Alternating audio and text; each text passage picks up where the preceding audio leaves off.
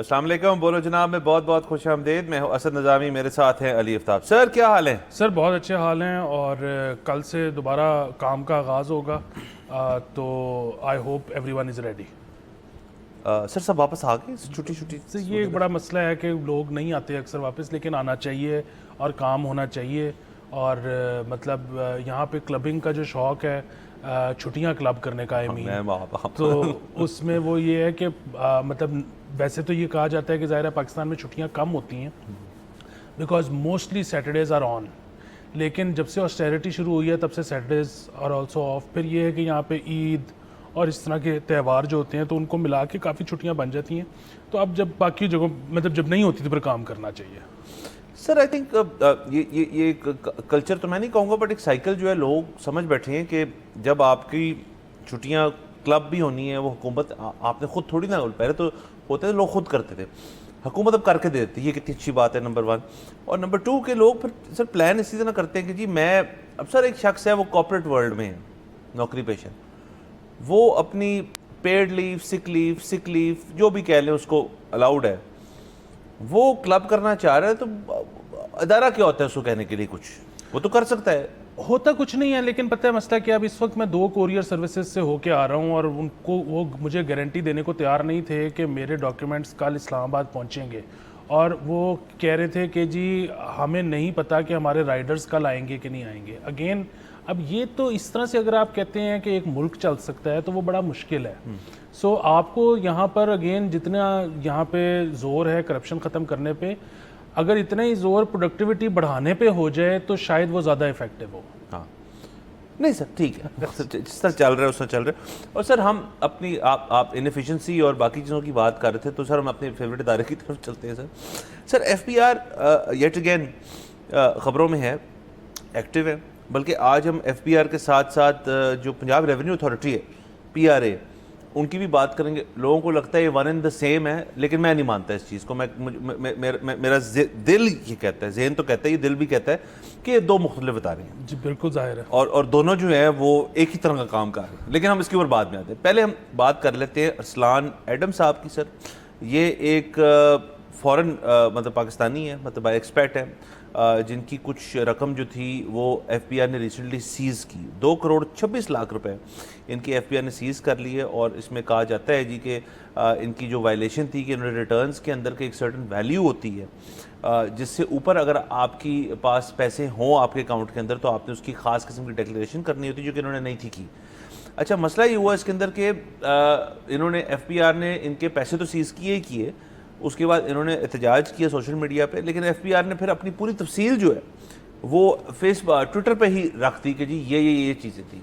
अब जो है ऑडियंस हमारी स्क्रीन पे भी देख सकती है, और अब जो है वो ऑडियंस जो है और जो लोग जो है वो डिवाइडेड हैं इसके अंदर कि जी आया ये ठीक है नहीं है। क्योंकि सर देखें यहाँ पे तो हमने वो दौर भी देखा है जब लोगों के लॉकर भी खुले हैं और लोगों के अकाउंट भी सीज़ हुए हैं, फ़ॉरेन अकाउंट्स भी बंद हुए हैं कि इस वक्त ज़रूरत है मुल्क को।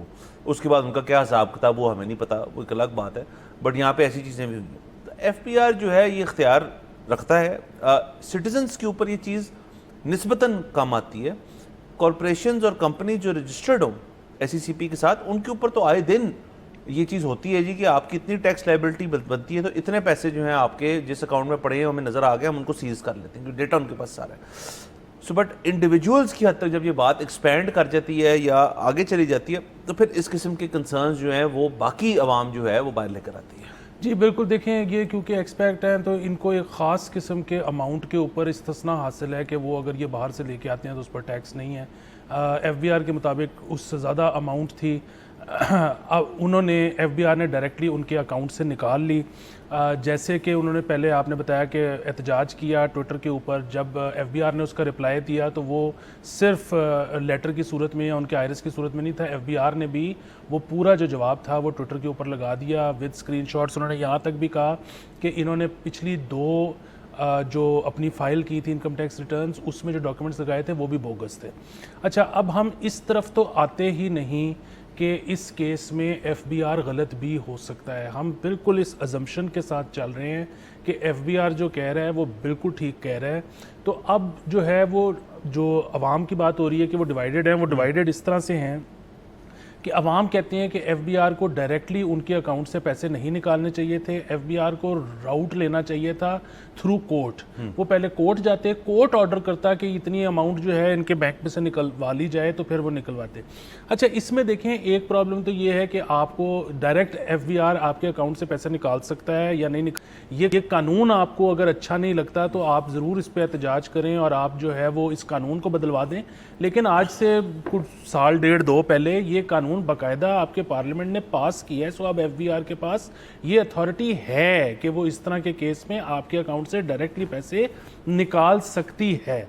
अच्छा, अब फिर सेकंड उस पर आ जाए कि क्या ये ठीक किया या गलत किया। अच्छा देखें, अब इस्तेहकाक तो रखता था एफबीआर, लेकिन इसका फॉल आउट क्या हो सकता है? इसका फॉल आउट ये हो सकता है खुदा ना खास्ता कि अब जो लोग जिनके शायद केसेस चल रहे हैं एफबीआर में, या जिनको कोई नोटिस आया हुआ है, या अगर किसी को थोड़ा सा शक भी है कि मैं रेडार पे हूँ, तो कहीं वो प्रीएम्प्टिवली अपने पैसे अकाउंट से निकलवा कर कैश ना रखना शुरू कर दें। अगेन ये एक नुकसान है, सरकार का नुकसान है, क्योंकि वो डॉक्यूमेंटेड से अनडॉक्यूमेंटेड हो जाएगी इकोनॉमी, नंबर एक। नंबर दो ये कि वो उस शख्स के पैसे जो है वो लूट मार हो सकती है, कुछ और हो सकता है, जो कि एक क्रिमिनल मसला एक अलहदा से शुरू हो जाएगा। तो एक तो ये प्रॉब्लम है। अच्छा, दूसरी जो प्रॉब्लम है वो ये है कि देखिए एफबीआर जो है ना, मुझे ये लगता है कि हम उनको तनकीद तो बड़ी करते हैं, मजाक भी कर लेते हैं, लेकिन शायद एफबीआर भी जितना उनके पास इख्तियार है, जितना वो आसानी से अपना हिसार बड़ा कर सकते हैं, जितनी वो आसानी से जो है वो क्या कहते हैं स्क्रूटनी कर सकते हैं बहुत लोगों की, इंडिविजुअल्स की या कंपनीज़ की, वो शायद नहीं करते। और मेरे ख्याल में मतलब अगेन दर्द दिल भी उसमें शामिल होता होगा और चीज़ों के अलावा। उसकी वजह ये है कि बहुत सारे केसेस ऐसे भी हो सकते हैं कि वहाँ पे अगर ये स्क्रूटनी बढ़ा दें तो शायद लोग पैकअप कर दें और लोग कहें कि अच्छा चलो ठीक है, फिर अगर इतना मसला है तो हम काम ही नहीं करते। अब उसकी वजह से जो है वो टैक्स कलेक्शन में तो जो फ़र्क पड़ेगा या अनएम्प्लॉयमेंट भी बढ़ जाएगी। सो ये भी इसके अंदर मसाइल हैं जो कि देखने की ज़रूरत है। मैं सिर्फ ये इस तरह इसलिए कह रहा हूँ कि क्या जिस तरह से ज़ोर लगा रही है एफबीआर, क्या इतना ज़ोर लगाना चाहिए या इससे कम लगाना चाहिए या इससे ज़्यादा लगाना चाहिए? सो बुनियादी बात यह है कि कोई अभी तक सक्सेस का कुलिया है नहीं। आखिरी सबसे इंपॉर्टेंट चीज़ ये है, देखिए हम अक्सर ये बात करते हैं कि एफबीआर अपने कलेक्शन टारगेट पूरा नहीं करती। अच्छा चलें, एफबीआर तो नहीं करती फॉर वट एवर रीज़न, वो चाहे वहाँ पे जो है वो कैपेबिलिटी नहीं है, चाहे करप्शन है, चाहे जिस तरह हम कह रहे हैं दर्द दिल है, कोई भी वजह होगी सर, लेकिन बहरहाल पाकिस्तान टैक्स तो कलेक्ट करता है ना। हम होना ये चाहिए, टारगेट ये होता है कि जी अमीरों से टैक्स लेंगे और उसकी वजह से होगा ये कि हमें दूध दही अंडे इन चीज़ों पे टैक्स नहीं लगाना पड़ेगा और गरीब को जो है वो रिलीफ मिल जाएगा। अमीरों के पैसों से गरीबों का वो होगा। जब अमीरों से कलेक्शन नहीं होती तो फिर जाहिर है दूध दही सब चीज़ों पे लग जाता है, गरीब को भी भरना पड़ता है, पर कलेक्शन तो होती है ना। सो इसी तरह मतलब आप कभी पीएसडीपी का फंड कटवा देते हो, कभी किसी हेड से पैसे ला के इधर रख देते हो। जो एक आईएमएफ का, हुकूमत का मॉनेटरी एक टारगेट होता है, वो किसी ना भी किसी तरह पूरा तो होता है। कर्जा लेके कर लेते हो, पूरा तो मतलब बजट तो होता है ना। सो अब अगेन मैं ये कह रहा हूँ कि जब अमीर तबका, गरीब को तो छोड़े, अमीर तबका ये देखता है कि यार वो जो कलेक्शन हुई थी जैसे तैसे करके, मेरे से कम हुई, किसी और तरह से ज़्यादा हो गई, उसके गवर्नमेंट ने जहाज़ ही ले लिया। तो जो हम सोचते हैं कि यार अमीर का दिल क्यों नहीं पसीजता ये देख के कि गुर्बत कितनी है, वो क्यों नहीं वॉलंटरली टैक्स देता, क्यों हमें ये सारा कुछ करना पड़ रहा है, तो शायद उनके दिमाग में आता हो कि यार मैं जितना मर्जी टैक्स दे दूं ये तो हुकूमत के लल्लो तलल्लो में चले जाएगा, गरीब तक तो पहुंचेगा ही नहीं। सो जब इस तरह का हॉस्टाइल एनवायरनमेंट क्रिएट होगा तो एफपीआर के लिए पैसे कलेक्ट करना कोई आसान काम ना था, ना है, ना आगे होगा। सर बिल्कुल सर, देखें टैक्सेशन के ऊपर हमने बात की हुई है कि जी बहुत सारे मुल्कों के अंदर टैक्सेस जो हैं वो वैसी टैक्स अथॉरिटी जो भी हो वो बदनाम से, मेरा मुराद है कि लोगों को पसंद नहीं की जाती कि जी हमारी एक कमाई है, हमने कमाई उससे जो भी हमने net income generate, gross income generate की है, उसको नेट होते वाते 40% जो है वो हुकूमत ले जाती है। लेकिन उस 40% का वो कोई ऐसी चीज़ें उनको देते हैं जिससे उनको फ़ायदा होता है, वो हेल्थ केयर हो जाए, एजुकेशन हो जाए, इंफ्रास्ट्रक्चर डेवलपमेंट हो जाए, सोशल सिक्योरिटी हो जाए, वो आपकी जुडिशल सिस्टम हो जाए, उस तक आपकी रसाई हो जाए और आपको पब्लिक डिफेंडर आपके पास आज आपको डिफेंड करे क्योंकि आपके पास जो है पैसे नहीं है एक प्राइवेट वकील के लिए, ये सारे कुछ जो है इसके लिए आपकी इनकम में से 30-40% जो है ले लिया जाता है। अब उसी को इक्वेट कर लें यहाँ पे, तो यहाँ पे चलें जितनी भी परसेंटेज काटी जाती है नौकरी पेशा लोगों से और आवाम से और मद में भी काटी जाती है, हर बंदा टैक्स देता है यहाँ पे, इनडायरेक्ट टैक्सेशन कह लें उसको या डायरेक्ट कह लें। लेकिन उसके बाद जो बाकी सहूलियात हैं, मतलब इनमें से इंफ्रास्ट्रक्चर कुछ निकाल दें क्योंकि वो तो हमें मिल रहा है, लेकिन इंफ्रास्ट्रक्चर जो है डजंट डू इनफ। आपके बाद उसके बाद हेल्थ केयर बहुत मसले हैं यहाँ पे, एजुकेशन बहुत मसले हैं यहाँ पे, सोशल सिक्योरिटी के भी मसले हैं यहाँ पे, जुडिशल सिस्टम जिसका आपने अभी जिक्र किया कि एक एफपीआर को कानूनी रास्ता इख्तियार करना चाहिए कि वो, मतलब आयरनी ये है इस चीज़ के अंदर कि एफपीआर ने कानूनी रास्ता इख्तियार नहीं किया, वो कोर्टों से इजाज़त लेके इस शख्स की, अरसलान साहब के, उन्होंने पैसे सीज नहीं किए, इख्तियार उनको असेंबली ने दिए और उसके बाद उन्होंने खुद जाके उसको ले लिया। तो कोर्ट सिस्टम को तो बाईपास उन्होंने खुद ही कर दिया। लेट्स से असेंबली के अंदर रूल नहीं है, जो भी कानून है ना आया होता, तो क्या एफपीआर को फिर कोर्ट्स के थ्रू जाना पड़ता? अब ये तो एफपीआर के लिए बहुत बड़ा मसला है। आयरनी ये है कि एफपीआर कह जी कि हम अगर कोर्ट में चले गए, वह जज साहब हमें कितनी देर में ऑर्डर दे देंगे इस चीज़ का, या वो बंदा जो है फिर वो भी पार्टी है इस चीज़ के अंदर। कोर्ट में तो ये होता है ना कि दोनों फ्रीकैन जो है सामने बैठे होते हैं, तो वो अपने दस्तावेज लाएंगे, वो अपने लाएंगे, फिर गुफ्तगू चलेगी, तब तक केस जो है ख़त्म हो जाएगा, वहाँ पे हम कुछ कर ही नहीं सकते। तो कोर्ट तो कभी सर इस चीज़ के अंदर रास्ता है ही नहीं फॉर एफपीआर एटलीस्ट। वो एक अलग बात है आपके, अगर तो देखें जैसे आपने कहा सख्ती बढ़ेगी और चीज़ें जो हैं उनके ऊपर इम्प्लीमेंटेशन ज़्यादा होएगी, तो फिर तो सर आप और मैं भी उसकी ज़ुमरे में आ सकते हैं कभी भी। फिर तो हमारी इंडस्ट्री के बहुत लोग आ सकते हैं, किसी भी इंडस्ट्री के बहुत लोग आ सकते हैं। आपकी जो, मतलब मैं ये सोचता हूँ कि आपकी जो ये फिल्म और ड्रामा की फ्रेटर्निटी है वो भी आ सकते हैं इसके अंदर। फिर तो देखिए ना, एवरीबडी इज़ फेयर गेम। और अगर एफपीआर ने ऐसे ही करके, मैं नहीं कह रहा वो करना चाहते हैं, बट लेट्स से अगर एफपीआर ने ऐसे ही करने हैं पैसे पूरे कि मतलब वायलेशंस ढूंढें इस किस्म की, बारीकियों में जाएं और पूरे पूरे अकाउंट सीज होंगे लोगों के, तो फिर बहुत बड़ा मसला पैदा हो सकता है। अवाम जो है फिर उसके अंदर ना मज़ीद रिजेंटमेंट जो है वो बढ़ेगी, और वो जब बढ़ेगी तो उसके बाद आप देख लीजिएगा कि वो आपको उसके अनासर जो हैं वो अगले टैक्स, अभी देखें ना जो सर टैक्स ईयर अभी फॉल कर रहा है, क्लोज हो रहा है हमारा 25-26 क्लोज होएगा ना अभी 25-26 के, जैसे 24-25 के अंदर हमें एक फिगर मिला था, हमें अच्छी तरह याद है कि जी ज़ीरो फाइलिंग बढ़ गई है। अब मैं बहुत इंटरेस्टेड हूँ देखने के लिए कि 25-26 में कितनी ज़ीरो फाइलिंग बढ़ी है as a consequence of tax measures taken, कि इतने परसेंटेज ज़ीरो फाइलिंग तब थी ऑफ टैक्स पेयर्स, 25-26 में इतनी है। और एक ये बहुत ज़रूरी स्टैट है आपको ऑल्सो देखने के लिए कि जी आपने जितना शॉर्टफॉल किया है उसके बाद आपने कितनी फाइलिंग के ऊपर, ये डेटा कहीं से मुझे आज तक नहीं मिला कि जी कितने ऐसे नोटिस गए हैं। आपको पता है ना, रीजनल जो आपके होते हैं वो नोटिस भेजते हैं लोगों को कि जी आपकी टैक्स रिटर्न फलाने साल जो ओपन है उसके अंदर ये मसला है, उसके अंदर ये मतलब, उसके बाद उनका क्या होता है? क्या एक टैक्स अकाउंटेंट, टैक्स लॉयर जो है वो जाके उसको ख़त्म करा देता है? क्या एफपीआर उसको परस्यू करती है? क्या एफपीआर उसको बिल्कुल एंड तक लेके जाते हैं जैसे कि अदालती कार्रवाई होती है? मेरा तो नहीं ख्याल, मेरे ख्याल में बहुत लोग इसके बीच में निकल जाते हैं। तो ना सिर्फ ऐसे है कि टैक्स कलेक्शन भी कम है, ज़ीरो फाइलिंग भी बढ़ गई है, अकाउंट सीजर भी होने लगे हैं, और लास्टली ये कि आप जिसको फाइनली निशानदेही करके नोटिस भेज भी देते हैं वो बाहर निकल जाता है उस चीज़ से। सर देखिए, आपने जो जिक्र किया ना, ये बड़ा मसला है कि इंफ्रास्ट्रक्चर का आपने जिक्र किया, क्योंकि आपने कहा चलें हेल्थ और एजुकेशन तो हम नहीं दे पा रहे, इंफ्रास्ट्रक्चर हमें मिल रहा है। ये इंफ्रास्ट्रक्चर भी किन को मिल रहा है? मतलब बिल्कुल लाहौर और इस्लामाबाद वालों को तो मिल रहा है, लेकिन क्या लोधड़ा वालों को मिल रहा है?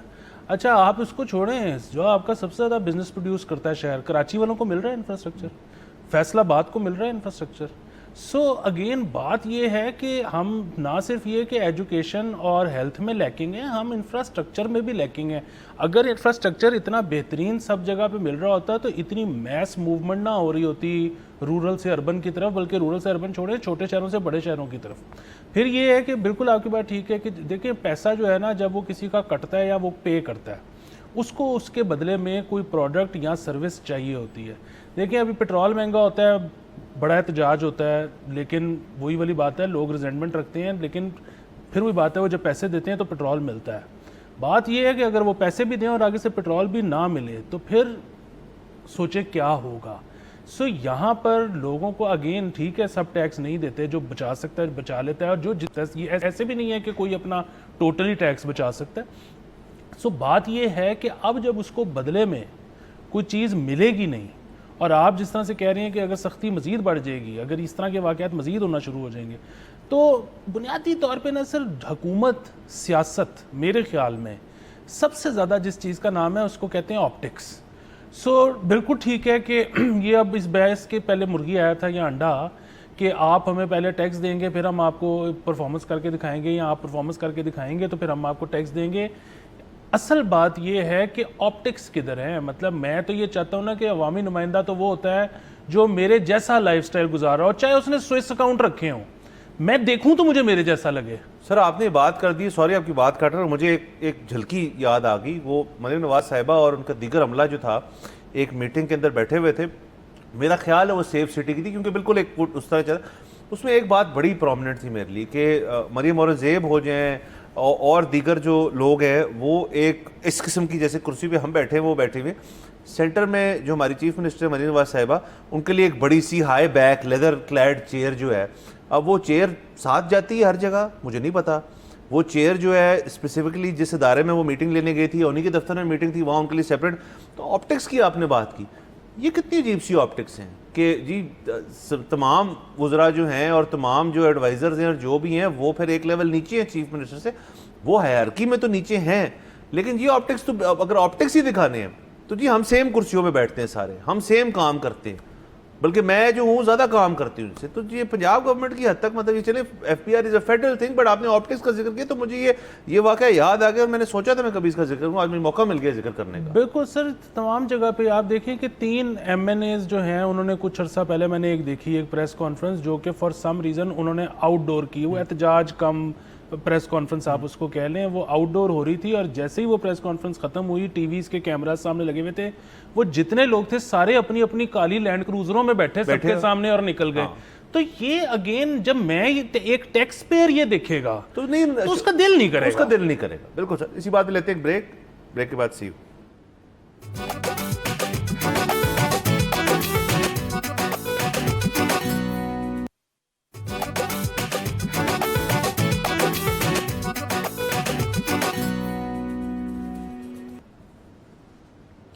Welcome back from the break. आप देख रहे हैं बोलो जनाब। सर आगे चलते हैं। अच्छा सर, हम बात करें टैक्स की, तो उसके अलावा सर पंजाब के अंदर भी सर सख्त इकदाम लिए जा रहे हैं। सर कहा जा रहा है कि एक बहुत ही हाई लेवल मीटिंग की गई जिसको चेयर किया मरीम नवाज साहिबा ने, और उसके अंदर सर ये फैसले हुए कि जी जो आपका एक सर्वेलेंस सिस्टम है, कैमरे लगाए जाएंगे आपके दीगर जो ये मैरिज हॉल्स हैं, आपकी जो बड़ी फूड चेन्स हैं, वो फास्ट फूड चेन्स भी हो सकते हैं, बड़े रेस्टोरेंट्स भी हो सकते हैं, वहाँ पे भी, और उसके अलावा आपकी जो फार्म हाउसेज़ हैं तो उधर भी ये लगाया जाएगा। और आपकी जो मेजर आउटलेट्स हैं जहाँ पे ज़्यादा सेल होती है तो वहाँ पे अब कैमरों के ज़रिए जो है, जो आपकी रेवेन्यू अथॉरिटी है वो उनका मुआयना करेगी बाकायदा तौर पे, और इसके अंदर जो किसी किस्म की कैश डीलिंग है उसकी भी निशानदेही की जाएगी, ज़ाहिर एक्शन लिया जाएगा।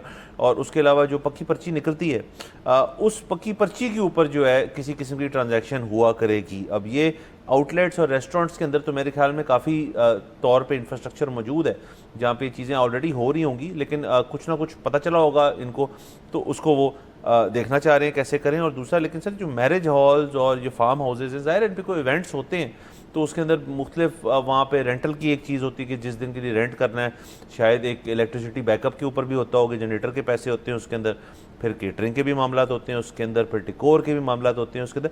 तो ये सारा कुछ जो है इसको देखा जा रहा है, और एक मज़ीद ये एक एंगल आया है इसके अंदर के, और ये प्लान था पंजाब का जो टैक्सेशन की हद तक हमने बात की थी कि जी ड्रोन्स उड़ेंगे और ये होएगा वो, ये उन्हीं इकदामात के अंदर से कोई एक चीज़ है जिसको अब बाकायदा तौर पे इम्प्लीमेंट किया जा रहा है। जी बिल्कुल, देखें ना, वो बेसिकली जो पीओएस मशीन होती है उसके अंदर FBR का भी सॉफ्टवेयर इंटीग्रेटेड होता है और PRA का भी सॉफ्टवेयर इंटीग्रेटेड होता है। तो वो सिस्टम जो है या तो ऑफ़ कर दिया जाता है दिन के किसी वक्त, या उसके अंदर एंट्री नहीं होती। सो उसकी बुनियाद पे अब जो नया फ़ैसला है वो ये है कि कैमरा भी लगा होगा। सो अगर कोई शख्स PRA में या FBR में ये देखना चाहे कि अच्छा इस आउटलेट की इस दिन में 10 ट्रांजैक्शंस हुई हैं, तो अब मैं कैमरे पे भी इसको टैली कर लूँ कि क्या 10 ही हुई थी या 10 से ज़्यादा हुई थी। तो अगर 10 से ज़्यादा हुई थी कैमरे पे और जो रसीद है वो 10 से कम की निकली है, तो इसका मतलब है कोई ना कोई प्रॉब्लम है। सो ये एक तरीक़ाकार है जिसको अब अपनाया जा रहा है। देखें इसमें कितनी कामयाबी होती है या इसमें भी कोई वे आउट ढूंढ लिया जाता है। हाँ बिल्कुल सर। और अगेन ये एक मैंडेट होता है गवर्नमेंट का कि अगर कहीं से टैक्स चोरी हो रही है तो उसको किसी ना किसी तरह से रोका जाए। अब यहाँ पे वही सर हमारी जो पिछले हम बात कर रहे थे टॉपिक के ऊपर कि लोग जो हैं फिर अपने तरीक़ेकार खुद निकाल लेते होते हैं। देखिए यहाँ पे अभी इस किस्म के कानून भी पास हो चुके हैं जिसमें आप फ़र्ज़ करें अपना पासपोर्ट बनवाना चाहते हैं तो वहाँ पे आपको जो एक वक्त में कैश के ऊपर नेशनल बैंक के अंदर पैसे जमा होते थे, आपको रसीद मिल जाती थी, वही पासपोर्ट की फ़ीस होती थी। अब वो बंद करके उसको QR कोड पे ले आए। अब बहुत सारे लोग ऐसे होते हैं जिनके पास वो एप्लीकेशन तो छोड़ें, उनके पास उस किस्म का फ़ोन नहीं होता जिससे QR कोड स्कैन करके ये पेमेंट की जाए, तो और लोगों को ढूंढ रहे होते हैं। आपने भी देखा होते हुए, मैंने भी देखा होते हुए। सो ये जो इलेक्ट्रॉनिक चीज़ों को किया जा रहा है और ख़ास तौर पे रेवेन्यू की हद तक इसको इलेक्ट्रॉनिक किया जा रहा है, क्या सारे अवाम जो हैं हमारे उनके पास डेबिट कार्ड्स मौजूद हैं? क्या कैशलेस कर दिया हमने सबको और इस तरफ ले जाया जा रहा है? चलें कैश के ऊपर भी कोई बंदा डील कर रहा है तो उसके ऊपर भी जो इनटेक है फिर कैश की, फिर उसको मतलब मैनेज करना मुश्किल है। बड़ी कॉम्प्लेक्स किस्म के इश्यूज़ हैं जी, बड़े कॉम्प्लेक्स इश्यूज़ हैं। दूसरा एक और चीज़ है, अब जिस तरह सिटी इस्लामाबाद ऐप थी जो कि इस्तेमाल होती थी टोकन टैक्स वगैरह पे करने के लिए, दीगर फीसेस पे करने के लिए, फ़ी पे करने के लिए इस्लामाबाद में, तो वो उसको बदल दिया गया। उसकी जगह पाक ऐप आ गई और किसी को बताया ही नहीं गया। बड़ी खुद से रिसर्च करके पता लगा कि अच्छा ये हुआ है। सो मतलब अगर आप एक ऐप को तब्दील कर रहे हैं तो कम से कम उसकी फिर तशहीर तो करें कि जी आप पिछली ऐप नहीं आपको मिलेगी प्ले स्टोर पे, अब ये नई ऐप है जो ये काम करेगी। और दूसरा ये कि देखिए चाइना का जो सिस्टम है ना, वो आप सबसे ज़्यादा मेरे ख्याल में बेहतर है कि वहाँ पे हर काम के लिए कोई नई ऐप नहीं है। वो उनकी एक ऐप है जिसके अंदर से सब कुछ हो, जो WeChat जिसका नाम है। तो यहाँ पे आप अगर सिर्फ पंजाब हुकूमत की ऐप्स निकाल लें तो मेरे ख्याल में वो 10 से ऊपर निकलती हैं। फेडरल के अलग हैं, तो ये इनको जो है ना एक जगह पे लाया जाए। बिल्कुल, जिन लोगों ने उनको इस्तेमाल करना उनके लिए एक एवेन्यू हो। खैर सर आगे चलते हैं। ये तो रेवेन्यू की हद तक और टैक्सेशन की हद तक बात रही। दुनिया भर के अंदर सर एक हीट छाई हुई है। ये सुपर एल नीनो कह लें इसको तो यूरोपियन हीट वेव कह लें। आज सर जर्मनी में मैंने कुछ वीडियोस देखी कि वहाँ पे 41 हो गया, जो कि यहाँ पे बड़ी देर से चल रहा है। But again I am sure कि जिस शख्स को आदत ना हो 41 की उनके लिए बड़ी एक प्रॉब्लमेटिक चीज़ है, क्योंकि देखें लोग ना बड़ा मजाक भी उड़ा रहे हैं ट्विटर और सोशल मीडिया पे कि ये 41 के ऊपर ही देखें ये कितना हिल गए हैं, कितने इनको मसले हो गए हैं, कितनी मुसीबतें बन गई हैं इनको। लेकिन एक शख्स जिसने सारी ज़िंदगी अपनी 41 नहीं बर्दाश्त किया, इसका मतलब है कि जिस जगह में वो रहते हैं, जिस इलाके में वो रहते हैं, उस इलाके को भी आदत नहीं है 41 की, तो मतलब वहाँ एयर कंडीशनिंग नहीं होगी। अभी मतलब ये वीडियो चल रही है, ये वो लोग हैं जो किसी मॉल में गए हैं, किसी इलेक्ट्रॉनिक स्टोर में गए हैं, फ्लोर स्टैंडिंग जो एसीज़ होते हैं जिनका पाइप आप खिड़की से बाहर निकालते हैं ठंडी हवा देता है, वो ख़रीद रहे हैं। तो वो लग रहा है ब्लैक फ्राइडे सेल है जिसके ऊपर एसी बिक रहे हैं। तो ये सारा कुछ जो है ये क्लाइमेट चेंज को भी आइडेंटिफाई करता है। बहुत लोग जो क्लाइमेट चेंज डिनायर्स हैं वो कहते हैं जी कि ये एक वेदर सिस्टम जो है ये 1900 समथिंग में पहले भी आया था, तब भी इस किस्म के मामलात हुए थे। तो दुनिया अवाम जो है और दुनिया जो है इसको बर्दाश्त कर लेगी। लेकिन ज़ाहिर है किसी शख्स के ऊपर एकदम से एक्सट्रीम वेदर आ जाए, वो बहुत सारी बारिश हो, वो बहुत ज़्यादा ठंड हो और ख़ास तौर पर बहुत सारी गर्मी हो, तो उसके फिर असरात आपको फील होते हैं। तो हमारी हमदर्दी है उनके साथ, क्योंकि और हमारी तो हमदर्दी होनी चाहिए उनके साथ, इस खिते के लोगों की, क्योंकि हम तो बड़े सालों से बर्दाश्त कर रहे हैं 41, 45, 48 टाइप, तो उसके अंदर हमें भी तकलीफ तो होती है ना सर। सर बात ये है कि पिछले साल तक, ये तो एक अनोमली है दिस ईयर, पिछले साल तक जून जो है वो फील्स लाइक 55 होता है। तो हमें तो इस दफ़ा जून बहुत अच्छा लग रहा है, लेकिन उनके लिए आप बिल्कुल ठीक कह रहे हैं। सो वो लोग एसीज़ ख़रीदने निकले, उनको एसीज़ मिले ही नहीं। चाइना तक जो है, जो कि हर चीज़ ओवर प्रोड्यूस करता है, उनसे टाइमली डिलीवरी ही नहीं हो सकी। इतने एसी यूरोप में चाहिए थे, नंबर एक चीज़। और दूसरा ये कि चाइना और पाकिस्तान और दीगर ममालिक को ये कभी लगा ही नहीं कि यूरोप हमसे एसी ख़रीदेगा। देखें हीट वेव वाला सिलसिला वहाँ पे 2016 से शुरू है और उन्होंने मतलब 2016 में पेडिस्टल फ़ैन ख़रीदने शुरू किए।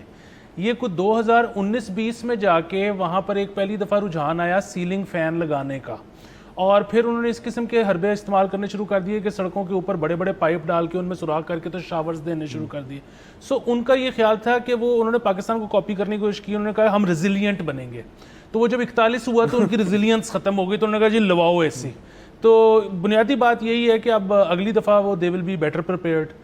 बाकी ज़ाहिर है मजाक नहीं उड़ाना चाहिए, मतलब सिर्फ अगर आप फ्रांस देख लें तो वहाँ पर सब ने क्योंकि नहरों का रुख कर लिया, छलांगे मार दी, 40 लोग डूब के मर गए हैं। सो ज़ाहिर है इंसानी जान का ज़िया जो है वो कोई मजाक नहीं है।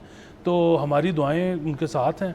और बाकी ये है कि जो क्लाइमेट चेंज डिनायर्स हैं, मैं उनको बिल्कुल वैसा समझता हूँ जो कहीं फ्लैट है कि मतलब थोड़ी सी तो फिज़िक्स, मतलब एक जहाज़ एक जगह से दूसरी जगह पहुँच ना पाए, मतलब मैप ही ना आपके ठीक हों, अगर मतलब आज ये पता लगे कि आप पहले दुनिया को ही किसी और तरह से ले रहे थे।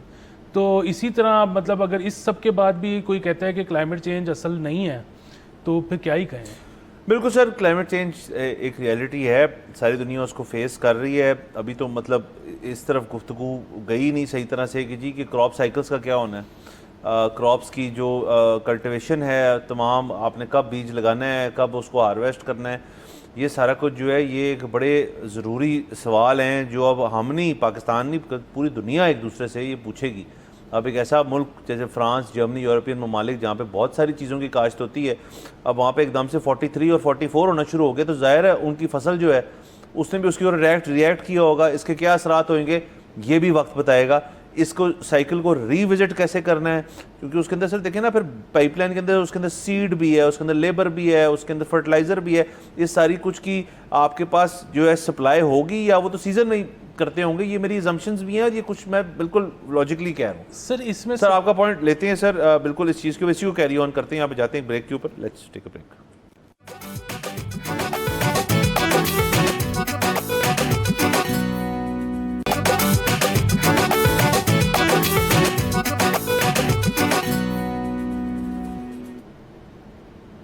Welcome back from the break. आप देख रहे हैं बोलो जनाब। सर आगे चलते हैं। आपका सर पिछले हम जो डिस्कस कर रहे थे, पंजाब रेवेन्यू अथॉरिटी ने जो मामलात करने की कोशिश की अंडर सीएम साहिबा के जो डायरेक्टिव्स हैं कि वो सर्वेलेंस की जाएगी, टैक्स की जो कलेक्शन है, दीगर जो शादी हॉल हैं, फार्म हाउसेज हैं, रेस्टोरेंट्स हैं, आउटलेट्स हैं, उसके ऊपर आपका पॉइंट था।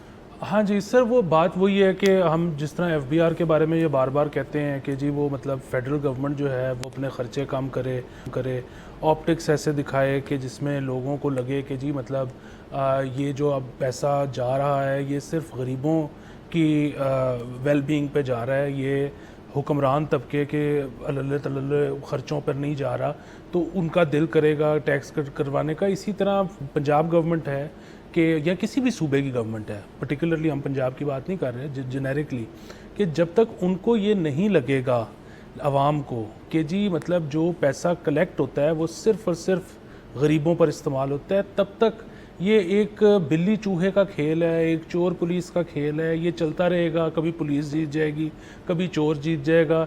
लेकिन ये मतलब, और देखें मतलब मेरा नहीं ख्याल रियासत या हुक्मरान तबका जो सियासी हो, जैसा भी हो, उसका मतलब ये क्या ज़िंदगी है कि जी आप हर वक्त अपने ही अवाम के पीछे पड़े हुए हो डंडा लेके। तो वो अगर आप थोड़ा सा तो कोई मुफाहमत वाली जगह पर आना पड़ेगा, थोड़ा सा किसी ऐसी जगह पर आना पड़ेगा कि ठीक है कुछ लोग बचाने की कोशिश भी करेंगे, लेकिन कुछ लोग ऐसे भी होना चाहिए जिनका दिल भी करे कि हाँ यार हम तो हैप्पीली कटवा लेते हैं टैक्स या पे कर देते हैं। सो ये बड़ा ज़रूरी है कि एक जो है ना एक ऐसी फ़िज़ा कायम हो जहाँ पे थोड़ा सा लोग ट्रस्ट करें हुकूमत के ऊपर। और इसमें जो है ना मतलब ज़रूर लोगों को भी करना चाहिए एफ़र्ट, लेकिन इसमें मुझे लगता है कि पहला कदम जो है ना वो हुकूमत की तरफ से ही होगा। क्योंकि अगर हुकूमत एक्सपेक्ट करे कि 82 साल का जो कॉन्फिडेंस का बहरान है वो एकदम से ख़त्म हो जाए और अवाम की तरफ से पहल हो, तो मुश्किल है, बहुत मुश्किल है सर। और अगेन यहाँ पे अथॉरिटीज़ जो हैं वो अमला कितना है, आप ये देखें ना कि बात नहीं हो रही कि ऐसे मुल्क की, एक ऐसी शहर की, एक ऐसे सूबे की जहाँ पे भाई चंद लाख लोग रहते हैं। यहाँ पे बात करोड़ों की हो रही है, यहाँ पे 25 करोड़ की बात हो रही है। 25 करोड़ में से चलें आधे कर लेते हैं, आप 12 करोड़ की बात कर लें, 12.5 करोड़ की बात कर लें जो कि टैक्स पेइंग मद में आते हैं, चलें वो भी छोड़ दें। मैं कहता हूँ 10 करोड़ की बात हो रही है जो टैक्स पेइंग की मद में आते हैं, 10 करोड़ तो आते ही होंगे ना, तो चलें उससे भी कम होते हैं फ़र्ज़ करें। इतने लोगों को स्क्रूटनाइज करना अंडर दी अजम्पशन कि ये चोरी कर रहे हैं, अंडर दी अजम्पशन कि ये कुछ मसला है, क्योंकि शॉर्टफॉल है ना 800 कुछ बिलियन का। तो ये अजम्पशन साथ लेके चलना और इतने सारे लोगों को स्क्रूटनाइज करके उनके दस्तावेज की का किसी तरह मुआयना करके उसके अंदर से इश्यूज निकाल के केस रजिस्टर करके उसको किसी अंजाम तक लेके जाना और रिकवरी करवाना, ये बड़ा टॉल ऑर्डर है। सो स्क्रिप्ट ही चेंज करनी पड़ेगी। सर बिल्कुल। दूसरा एक और चीज़, हम क्योंकि बात साथ में कर रहे थे क्लाइमेट चेंज की, अब आप ये देखें कि मैंने अपनी ज़िंदगी में इतना एग्रीकल्चरल लैंड सेल पे लगा हुआ नहीं देखा। इस वक्त आप सोशल मीडिया खोलें, इस वक्त आप अखबार खोलें, आपको ऐड ही ऐड नज़र आएगा कि इस मौज़े में इतने एकड़, इस मौज़े में इतने एकड़। हर जो छोटा लैंड होल्डर है, जो छोटा काश्तकार है, वो तली पे रख के कागज़ फिर रहा है कि मेरे से ख़रीद लो। उसकी वजह ये है कि क्लाइमेट चेंज की वजह से तारीख़ी तौर पे भी अगर आप हमारे काश्तकार से पूछेंगे, वो यही कहेगा कि जी 4 साल में ना एक हमारी फसल ख़राब होती ही होती थी। अब हो ये रहा है कि कोई काश्तकार कह रहा है कि 4 साल में 2 ख़राब हो रही हैं, कोई कह रहा है 3 ख़राब हो रही हैं। सो छोटा काश्तकार जो है, उसकी जब फसल ख़राब होती है उसके बाद उसके पास नई लगाने के पैसे नहीं होते, इन्वेस्टमेंट नहीं होती। अच्छा, अब हम बड़े ख़िलाफ़ हैं बड़े ज़िम्मेदारों के, जागीरदारों के। हम बड़े ख़िलाफ़ हैं कि जी ये कॉरपोरेट्स क्यों आ गए हैं, बड़ी बड़ी ज़मीनें एक्वायर करके ये क्यों कर रहे हैं एग्रीकल्चर। लेकिन इवेंचुअली क्योंकि उनके पास ये सत्तू है कि जी उनकी 2, 3, 4 तवातर से फसलें ख़राब भी हो जाएं, वो फिर इन्वेस्ट कर देंगे इन्हें। तो एंड में होगा ये कि सिर्फ बड़ा फार्मर रह जाएगा, छोटा फार्मर निकल जाएगा। वो जो छोटा फार्मर है वो शुरू में बड़े फार्मर के पास नौकरी कर लेगा, फिर बड़े फार्मर के पास क्योंकि टेक होगी, उनके पास इलेक्ट्रिक डिवाइसेस होंगी, वो उसको भी रिप्लेस कर देंगे। वो सारे लोग करेंगे क्या फिर? मतलब जो आप कह रहे हैं कि पहले ही आप ये भी तो देखें ना कि गुर्बत है, मजीद एक तो गुर्बत में इजाफा। हम कह रहे थे कि जी यूरोप में क्या हो रहा होगा इस वक्त, अमेरिका में क्या हो रहा होगा, जब वहाँ पे जो हीट वेव आई है, वहाँ पे इस वक्त साइंसदान बैठे होंगे और ऐसे सीड्स पे काम हो रहा होगा जो कि हीट बर्दाश्त कर सके। ठीक है, वहाँ पे आपको पता है कि ऑलरेडी उन्होंने अब स्किन केयर ऐसी निकालनी शुरू कर दी है जो कि हीट से एजिंग रोकती है। वही कहते हैं कि जी वो जिस तरह होता है ना सनस्क्रीन वगैरह, सनस्क्रीन तो है कि जी आपको धूप से एजिंग से बचाएगी। उन्होंने कहा कि आप बिल्कुल अंडर कवर हैं, लेकिन ये है कि मौसम जो है 40-41 डिग्री है, उसकी वजह से भी आपकी एजिंग हो रही है, तो ये लें आप ये क्रीम इस्तेमाल करें। तो इसी तरह वहाँ पर तो अब जेनेटिकली मॉडिफाइड सीड्स में अब इस चीज़ का ख्याल रखा जाएगा कि ये जो हमारा बीज है ये 52 डिग्री सेंटीग्रेड भी बर्दाश्त कर लेता है। तो फिर वही बात है कि हम उस लाइन में लगे हुए हैं वो लेने के लिए। हम क्या कर रहे हैं यहाँ पे, इसके ऊपर बात भी हो रही है। बात भी नहीं हो रही, नंबर 1। दूसरा सर, आप कपास की सूरत हाल अभी रिसेंटली देख लें। हमें किसी शख्स ने बताया था जिसका ताल्लुक है इस क्रॉप से, और वो बड़ा जानते हैं, वो किसी यूनियन के भी हेड हैं, वो ये बता रहे थे हमारे ही शो पे एक ट्रांसमिशन में कि जी कपास इस दफ़ा क्या वजह हुई कि जी जिनिंग से पहले ही आपको इतनी सारी मंगवानी पड़ ली, कि उन्होंने कहा जी कि इस दफ़ा जिस किस्म की गर्मी जो है वो पड़ रही है और जिस किस्म का मौसम का साइकिल बना हुआ है कि बेटाइमा किस्म की बारिशें हो रही हैं, तो कपास तो उड़ जाती है उसके अंदर, मतलब ज़्यादा हीट से भी उड़ जाती है, ज़्यादा बारिश से भी उड़ जाती है। तो ये उनका कहना था। अगेन वो जो बात आई थिंक बिल्कुल ठीक कर रहे हैं, क्योंकि जो इम्पोर्ट बिल आप जो आपकी डेटा है वो यही बता रहे हैं कि जी कपास ज़्यादा मंगवा ली इस दफ़ा जान के। तो एक ये बात होगी। दूसरा जो आपने सीड्स के ऊपर बात की, जो आई थिंक रहीम यार खान के अंदर एक फैसिलिटी थी जो कपास के ऊपर रिसर्च कर दी, वहाँ उन्होंने जिमखाना क्लब बनाने की कोशिश कर रहे हैं। तो ये सारी बातें तो प्रायोरिटीज़ तो फिर निशानदेही हो जाती हैं। दूसरा सीड के ऊपर सर मेरे ख्याल में हमारी जितनी क्रॉप्स हैं उनके तो सिवाय शायद गंदम के जो कुछ लोग एक्सपेरिमेंट कर लेते हैं वो भी इंपोर्ट करके, मतलब खुद से यहाँ पे जो आपकी नेटिव प्रोडक्शन नहीं सीड की, बाकी सारी आपकी दकियानूसी किस्म की सीड्स चल रही, क्योंकि यहाँ पे था कि दकियानूसी किस्म का ही मौसम रहेगा। अब चेंज हो गया ना, तो यहाँ पे तो सर आप छोड़ें कि हम चलें इंपोर्ट कर लें मुख्तलिफ सीड, लेकिन वो सीड जो एक जगह में रिसर्च हुई होगी उसकी वो एक ख़ास किस्म की फील्ड, एक ख़ास किस्म की सॉइल, एक ख़ास किस्म के मौसम, खिता, रीजन के लिए हुआ होगा ना। आपको अपने लिए करवानी है तो फिर मेरे ख्याल में अगर आप खुद नहीं कर सकते तो उसका तो बेस्ट हाल है चाइना से बात करें। बिल्कुल। दूसरा, सबसे पहले आपने फोरकास्टिंग क्यों करनी है? वो जो नया सीड डेवलप हो गया, चले मैं कहता हूँ कि ज़रूरत पड़ने पर पाकिस्तान ने इम्पोर्ट भी कर लिया, पाकिस्तान के पास पैसे भी थे और उन्होंने भेज भी दिया। क्या आपने इस चीज़ की फोरकास्टिंग कर ली है कि उस सीड को कितनी खाद लगेगी, उस सीड को कितना मॉइस्ट ज़मीन चाहिए होगी, उस सीड को और क्या उसके जो हैं वो लवाजमात होंगे? फिर वही बात है ना, आपका स्टेपल है, यहाँ पे तो फैमन खुदा न खास्ता आ सकता है। अगर आपका वीट जो है, वीट और ये चावल जो है, इसमें कोई थोड़ा सा ऊंच नीच हो जाए तो मसला बन जाएगा। हाँ सर, और इसके अंदर एक और फैक्टर ऐड कर लें जो इस मुल्क का शायद सबसे बड़ा फैक्टर है, कंज्यूमर पेनिट्रेशन जो है। कि भाई आप किसी शख्स को, किसी काश्तकार को कहेंगे यार कि ये बेहतर है, ये हमने सब रिसर्च, फ़र्ज़ करें आपकी सारी रिसर्च पूरी है, इतनी खाद डलेगी कम डलेगी, कल्टिवेशन के अंदर आसानी होगी इस वजह से होगी, सीड मौसम बर्दाश्त करेगी, सब कुछ हमने देखता कि हमने एक पायलट प्रोजेक्ट पिछले साल कर ली, ले जी ये नई सीड आ गई। क्या आपके ख्याल में काश्तकार जो है वो होगा रिसेप्टिव इस चीज़ के लिए? बिल्कुल भी नहीं होगा।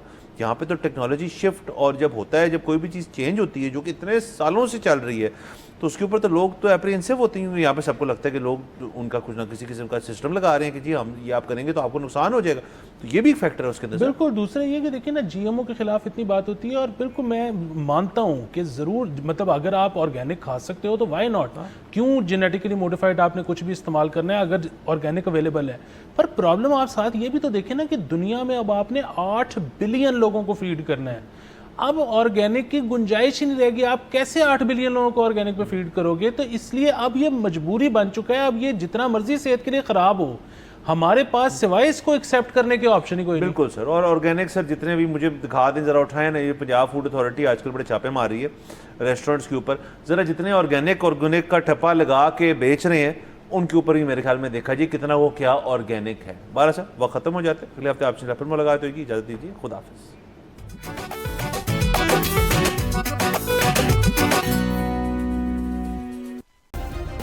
सब्सक्राइब करें और बेल दबाएं ताकि कोई खबर रह न जाए।